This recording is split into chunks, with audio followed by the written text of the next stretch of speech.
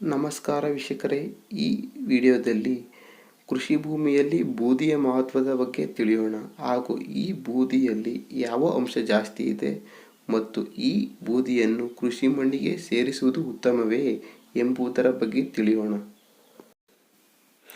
ಬೂದಿ ಎಂದರೆ ಸಸ್ಯಗಳಾದ ಮರ ಗಿಡವನ್ನು ಸುಟ್ಟಾಗ ಕೊನೆಯಲ್ಲಿ ಉಳಿಯುವುದೇ ಬೂದಿ. ಈ ಬೂದಿಯಲ್ಲಿ NPK ಪೋಷಕಾಂಶ ಅಂದರೆ ನೈಟ್ರೋಜನ್, ಫಾಸ್ಫರಸ್, ಪೊಟ್ಯಾಷ್ ಪೋಷಕಾಂಶಗಳು ಹೆಚ್ಚಾಗಿ ಇರುತ್ತವೆ. ಅದರಲ್ಲೂ ಪೊಟ್ಯಾಷ್ ಪೋಷಕಾಂಶ ಅತಿ ಹೆಚ್ಚಾಗಿ ಇರುತ್ತದೆ. ಈ ಪೊಟ್ಯಾಷ್ ಅಂಶವು ರಾಸಾಯನಿಕ ಗೊಬ್ಬರಗಳಲ್ಲಿ ಇರುವುದಕ್ಕಿಂತ ಈ ಬೂದಿಯಲ್ಲಿ ಹೆಚ್ಚಾಗಿ ಇರುತ್ತದೆ. ಹಾಗಾದರೆ ಯಾವ ಬೂದಿಯನ್ನು ಬಳಸಬೇಕು ಮತ್ತು ಯಾವ ಬೂದಿಯನ್ನು ಬಳಸಬಾರದು ಹಾಗೂ ಆ ಬೂದಿಯಲ್ಲಿನ NPK ಪ್ರಮಾಣವನ್ನು ನೋಡೋಣ. ಯಾವ ಬೂದಿಯನ್ನು ಬಳಸಬೇಕು ಎಂಬುದರ ಬಗ್ಗೆ ನೋಡುವುದಾದರೆ, ಮೊದಲಿಗೆ ಮನೆಯಲ್ಲಿನ ಒಲೆಯ ಬೂದಿ ಮತ್ತು ಅದರ NPK ಪ್ರಮಾಣಗಳು.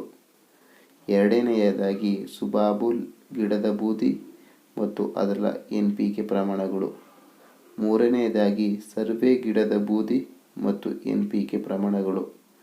ನಾಲ್ಕನೆಯದಾಗಿ ನೀಲಗಿರಿ ಗಿಡದ ಬೂದಿ ಮತ್ತು ಅದರ NPK ಪ್ರಮಾಣಗಳು. ಐದನೆಯದಾಗಿ ತಂಬಾಕು ದೆಟ್ಟಿನ ಬೂದಿ ಮತ್ತು ಅದರ NPK ಪ್ರಮಾಣಗಳು. ಆರನೆಯದಾಗಿ ಶೇಂಗಾ ಹೊಟ್ಟು ಮತ್ತು ಭತ್ತದ ಹೊಟ್ಟಿನ ಬೂದಿ ಮತ್ತು ಅದರ NPK ಪ್ರಮಾಣಗಳು. ಈ ಎಲ್ಲ ಬೂದಿಗಳಲ್ಲಿಯೂ ಪೊಟ್ಯಾಷ್ ಅಂಶವು ರಾಸಾಯನಿಕ ಗೊಬ್ಬರಗಳಿಗಿಂತ ಹೆಚ್ಚಾಗಿ ಇರುವುದರಿಂದ ಈ ಬೂದಿಯನ್ನು ಮಣ್ಣಿಗೆ ಸೇರಿಸುವುದರಿಂದ ಮಣ್ಣಿನಲ್ಲಿನ ಪೊಟ್ಯಾಷ್ ಅಂಶವು ಹೆಚ್ಚಾಗಿ ಮಣ್ಣು ಫಲವತ್ತತೆ ಆಗುತ್ತದೆ. ಆದ್ದರಿಂದ ರೈತರು ಬೂದಿಯನ್ನು ವ್ಯರ್ಥ ಮಾಡದೆ ಅವರವರ ಮಣ್ಣಿಗೆ ಸೇರಿಸುವುದು ಒಂದು ಲಾಭದಾಯಕ ವಿಧಾನವಾಗಿದೆ.